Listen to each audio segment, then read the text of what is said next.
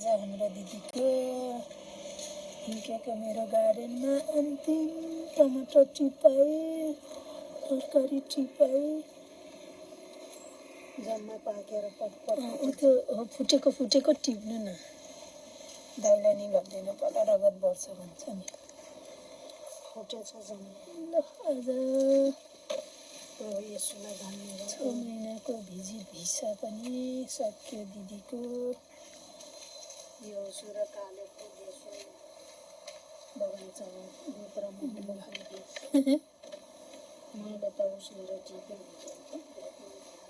टिप्नु त्यहाँ खोर्सानी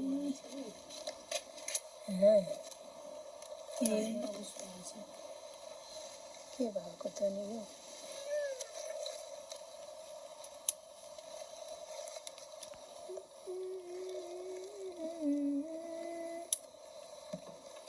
अचम्मै गरी फुल्यो आज त काँक्रा पनि अचम्मै गरी फुल्यो टमाटर पनि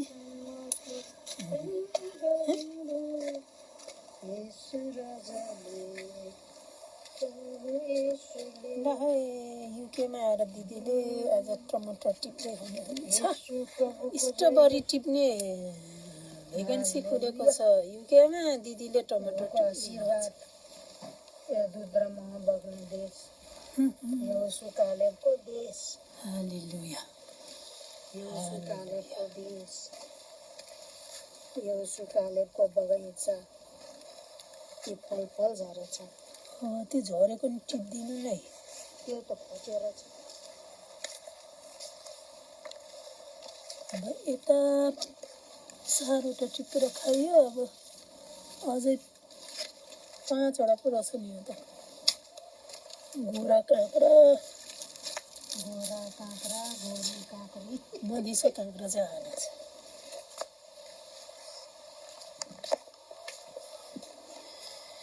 यता पाकेको काँक्रा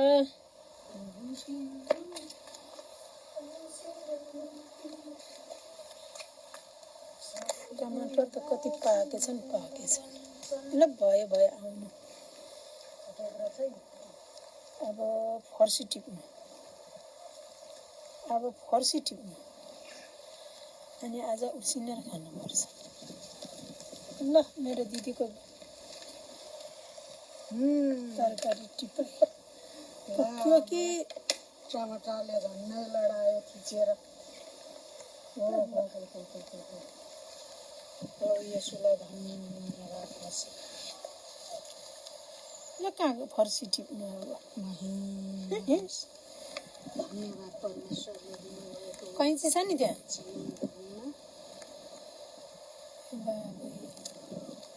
यो आँगनको बगैँचा ल बोक्नु अब यो उसुको पसङ फुपूलाई पठाइदिनु पर्ला दुध र मह बग्ने देशमा बगैँचामा आज पस्यो कति पस्यो कति नि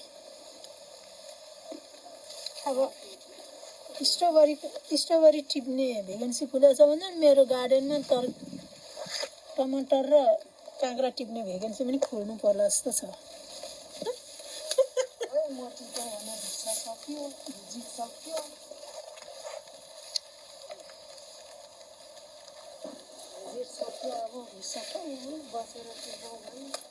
त्यही त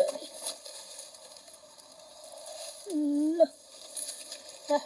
पाक्नु पाकेछ हौ टमाटर त परमेश्वरको सुन्दरता बढाउँछ ल दुईजना निस्क्यो कि निस्केन मुख त तर्सिनै निस्क्यो ल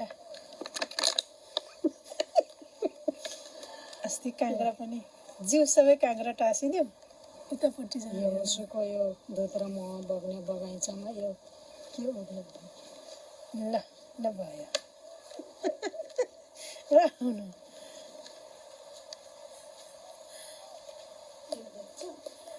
यहाँ बिचमा राख्नु त यहाँ यिनीहरूलाई ल कुन्टे फर्सीहरू तपाईँ नि पुची गर्नु न।